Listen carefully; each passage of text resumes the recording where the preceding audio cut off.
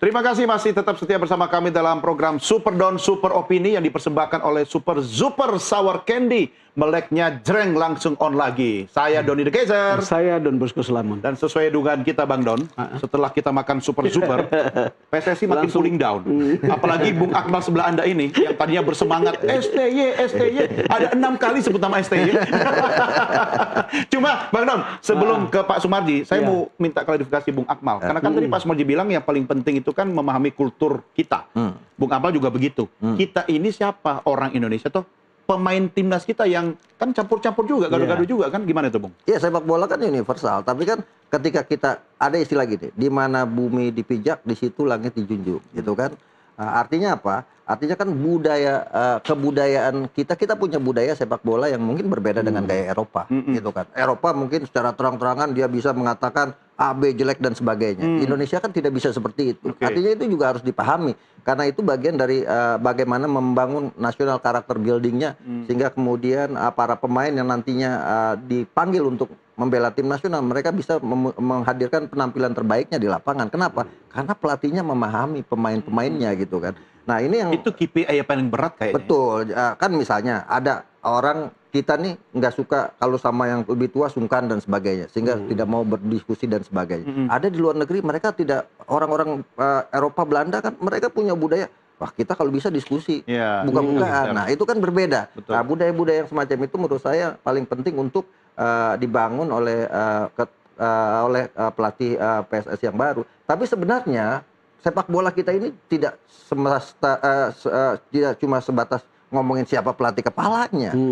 Evaluasi yang dilakukan oleh PSSI harus utuh menyeluruh gitu kan. Bagaimana kemudian kita kan menghadapi 2030 nanti. Sementara pemain-pemain kita 2030 kualifikasi pemain-pemain kita misalnya Joy Palupesi sudah 37 tahun. Tom Hayes sudah 35 tahun gitu kan, termasuk Sandy Walsh, Jordi Amat sudah masuk usia pensiun di sepak bola. Apakah kita akan terus melakukan naturalisasi? Bagaimana kemudian kita membangun fondasi sepak bola kita? Saya ingin mengatakan Bang Don, tim nasional yang kuat itu lahir dari pembinaan yang hebat dan kompetisi yang sehat. Selama kita bisa mencetak pembinaan usia muda yang bagus, saya yakin kita akan mendapatkan potensi-potensi masa depan sepak bola Indonesia, termasuk diantaranya kompetisi yang kita sedang jalankan. Kalau itu kita bangun kompetisi yang sehat, profesional, bermartabat, jauh dari faktor-faktor non-teknis, saya pikir itu akan kemudian menjadi pendulum untuk kita mencapai tujuan kita mencetak tim nasional yang kuat. Tanpa dua hal ini, pembinaan dan kompetisi, saya nggak yakin. Walaupun kita pakai jalur potong kompas, quick win, lewat jalur naturalisasi, tapi sampai kapan itu harus dilakukan? Sementara kita punya 285 juta penduduk Indonesia. Itu yang pertama. Yang kedua, kita ini sepak bola kita lahir 19 April 1930. Tapi sampai sekarang kita tidak punya filosofi sepak bola. Itali punya catenaccio, gitu kan. Brazil punya samba, Argentina punya tango, Jerman punya staying power, kick and rush punya Inggris. Kita tidak punya. Setiap ganti pelatih, kita ganti filosofi sepak bola. Seperti apa sebetulnya yang Anda pikirkan sebagai filosofi sepak bola? Ya, filosofi sepak bola kita sebenarnya bagaimana sepak bola ini dibangun dengan kultur bangsa kita yang ada saat ini, gitu. Nah, kalau beberapa pemain besar dunia pernah datang. Saya kebetulan pernah membawa Alessandro Del Piero ke Medan. Mereka melihat pembinaan usia muda, anak-anak muda kita sangat luar biasa. Termasuk kemarin Alex Pastur terakhir yang walaupun dipelintir-pelintir wawancaranya mengatakan bahwa kita punya potensi sangat luar biasa. Tapi kita tidak punya filosofi sepak bola. Belanda punya total football, tapi kita nggak bisa meniru mereka. Spanyol punya tiki taka. Nah, inilah yang paling penting menurut saya, filosofinya. Dulu kita Will Cooper bawa caranya Will Cooper. Kemudian Anatoly Polosin bawa caranya Anatoly Polosin. Alfred Riedel bawa cara Alfred Riedel. Ivan Kolev dari Bulgaria bawa cara Bulgaria. Terakhir Sintayong bawa cara Korea. Patrick Kluivert bawa cara Belanda. Sehingga kemudian setiap ganti pelatih pasti ganti filosofi. Berbeda misalnya dengan Brazil. Walaupun sekarang pelatihnya Carlo Ancelotti, mereka punya filosofi. Filosofi itu yang kemudian dibawa. Jadi pergantian pelatih tidak mempengaruhi filosofi sepak bolanya, fondasinya. Gitu. Mungkin perlu dapat jawaban dari Pak Sumarji nih. Gimana? Silakan Pak Sumarji komentarnya. Terima kasih. Jadi sebenarnya apa yang disampaikan Bung Akmal itu seharusnya memang dari dulu sudah ada. Kita punya filosofi sehingga tidak berubah berganti dari setiap masa ke pelatihan. Tentu ini jadi catatan tersendiri bagi kami, dan kami tentu kaitannya dengan soal apa yang disampaikan tadi sangat setuju, dan itulah yang akan coba kita diskusikan, terutama ya bangsa kita ini kan mempunyai talenta-talenta cukup besar, dan anak-anak muda kita itu jutaan jumlahnya, sehingga kalau kita tidak memulai dengan mematenkan filosofi sepak bola, sampai kapan kita terus begini? Saya sepakat dan sependapat apa yang disampaikan Bung Akmal. Jadi ya tentu dengan kondisi yang ada saat sekarang ini memang kita sudah saatnya harus bisa membuat, menentukan, mempatenkan filosofi bangsa kita sendiri.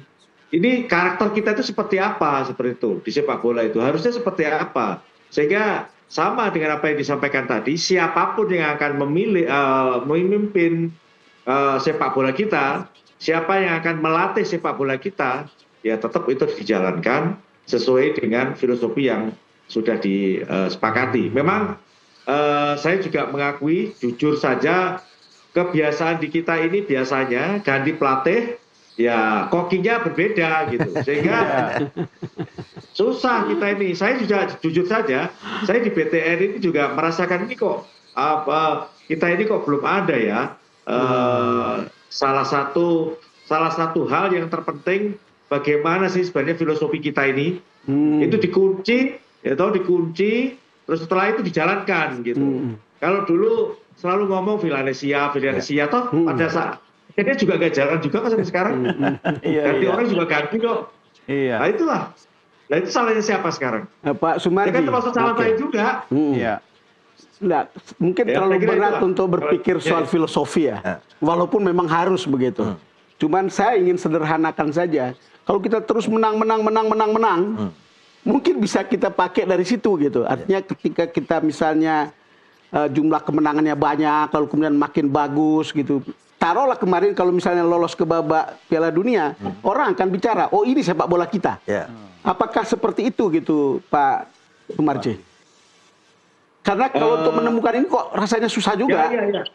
Saya sangat paham apa yang disampaikan. Jadi kita ini, bangsa kita ini, masyarakat bola kita ini kelihatannya tidak mau melihat proses. Karena apa? Mungkin saya juga paham. Sekali. Kenapa? Karena prosesnya kita ini cukup panjang, hasilnya enggak ada. Nggak sabar ya. Jadi kan harus, kalau saya ini secara pribadi sebenarnya saya menginginkan fondasi itu yang harus kuat. Ya. Dari mana fondasi itu? Ya dari youth, dari usia muda. Dari 12 tahun, 14 tahun, 16 tahun, menginjak 17 sampai dengan 23 ini harus kuat. Kalau ini ya kuat, seperti apa yang disampaikan oleh Bung Akmal tadi, ya insya Allah ke depan pasti akan kuat. Tapi di bawah ini loh, tahu sendiri kita, kayak angin-anginan gitu. Gimana? Kalau saya itu belak-belakan aja kalau ngomong kan. Iya. Memang faktanya seperti itu kok. Coba kalau kita konsisten di pembinaan dari usia, gini loh, ibaratnya gini loh ya. Kita ini nabung dari taruhlah kita nabung itu kan mestinya kan harusnya yang benar itu kan ya sedikit kalau kepengin banyak loh ya.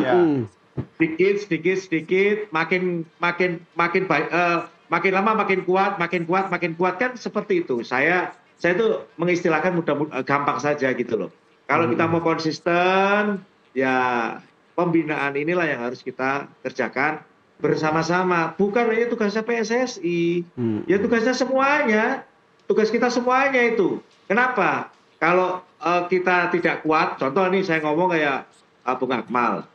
Saya sangat berterima kasih. Kalau Bung Akmal nggak ngomong, nggak teriak-teriak, nggak cerewet, terus nggak mengkritisi, ya paling kita ya adem-adem saja. Termasuk, mohon maaf Bung Towel, saya terima kasih dengan adanya banyak pengamat yang cerewet, yang mau mengkritisi, itu hal yang sangat baik. Karena kalau nggak dikritisi, terus nggak diomeli, itu ya macam-macam lah.